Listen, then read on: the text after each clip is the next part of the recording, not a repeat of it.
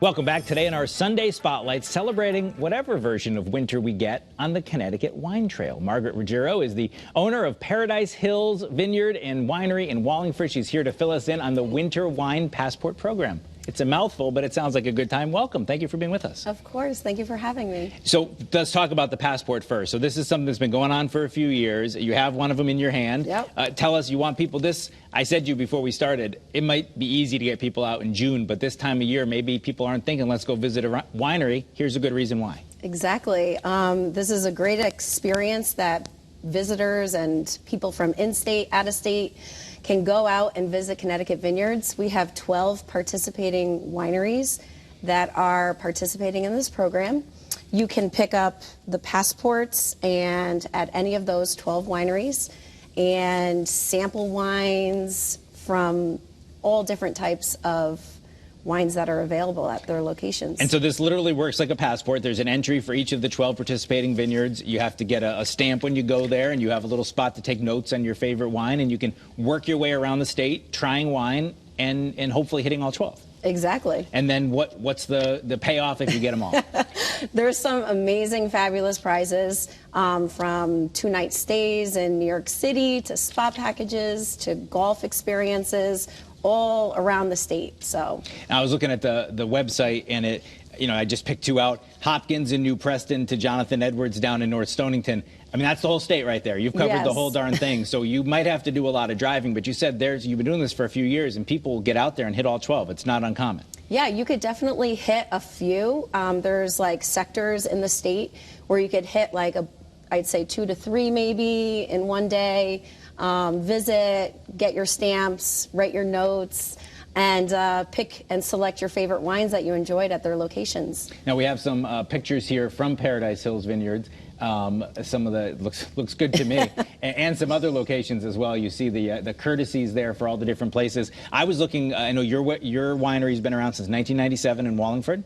That's when we opened, yep. And I was looking at some of the pictures on the website. I know the website says it's an Italian-American family started a vineyard. It looks like it could be pictures from the Italian countryside on your website. So what do you want people to know? Obviously, this is a Connecticut industry. You want them to come out and support it, and you want them to come visit you. 100%. A lot of these businesses that are affiliated with the Connecticut Wine Trail are all family-owned and operated. So you're going to go, you're going to meet the owners, you're going to meet the families, you're going to experience their hard work, their labor in crafting these beautiful beverages that we are offering on the wine trail. And as you go to these different wineries, what can people expect? Are there all sorts of different varieties of Connecticut wine? Is there something for everyone? Is there entertainment? As you move through these different wineries, what can people expect? Yeah, so there's portfolios of our vineyards and wineries ranging from 5 wines to 30+ wines. So it all depends on the season, what's in stock. Some wines may be not available, but there's constant rotation of what's coming out.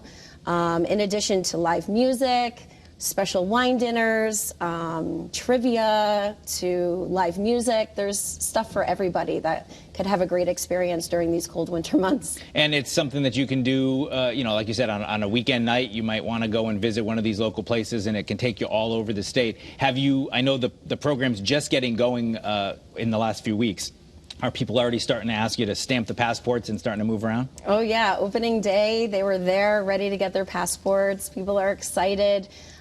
People sometimes like to select what's going on. They'll look at the Connecticut Wine Trail's website, check out and see what activities are happening over the weekend. We have President's Days coming up, Galentine's, Valentine's. There's a bunch of activities that are going on at this time of year. And I know you do have some time. You have until April 2nd to hit all 12 wineries. But some of the prizes are pretty good. If you get in that drawing, you hit all 12, you're in the drawing for some pretty big things. Tell us about that. Yeah, so we do a drawing. The prizes are spectacular. All the vineyards and wineries collectively come together, help run this program, and we thank all of our collaborators that have partnered with us to make this passport program happen. And we've been talking about it on our news programming, this unusual winter we've had, not a lot of snow, kind of warm temperatures. How has that affected both your business and getting people out? I mean, does it affect the grapes? Does it affect the customers? What have you seen so far this winter? So for the grapes end, it really doesn't affect it too much at this point. They are sleeping, they're dormant now, so they're taking their rest, they're getting their energy ready for, bud break come May. So on the agriculture end, not too much is going on, but on the winemaking end, we're pretty busy at the winery. We're making wine, clarifying it, racking it. There's a lot of wine work that's going on in the winter months, which a lot of times the public doesn't know about. It's like kind of behind the scenes a little bit.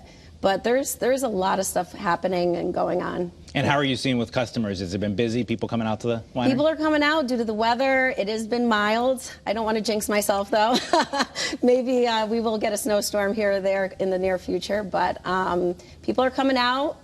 We love seeing people. I feel like people just want something to do, get out now, and this is a great excuse to do it. And just about a minute left, but this is something where you said 12 wineries, you're all working together. I guess theoretically you're competitors, but it's also important to have that industry bond. Is that what you find? Yes, we're like one big family at the Connecticut Wine Trail, and this all helps one another, because if one person's going to go to one place, they're going to go to the next place, and it just really is a nice thing to support sipping local. And you can go to any of those 12 breweries, get one of these passports, and you can try to hit all 12 and get entered to win the prize. You could hit all 12 vineyard and wineries, and we're here. There's lots of fun activities going on, and come join us. And if you haven't been, it's a great experience, and whichever you go to, like we said, from New Preston and North Stonington up to Goshen, everywhere. Exactly. All right. Well, we appreciate you being with us. Hopefully you'll have some customers coming out saying they saw you here and they want one of those passports. Thank you very much for being with us here on CT23. Thanks so much. All right. If you want some more information on the Winter Wine Trail, you can head to ctwine.com and click on Winter Wine Trail. It's on the top left of the screen. That is CT23 for this week. CBS Sunday Morning is coming up next. Have a great rest of your weekend. Maybe hit the wine trail. We'll meet you back here in Studio A next Sunday morning.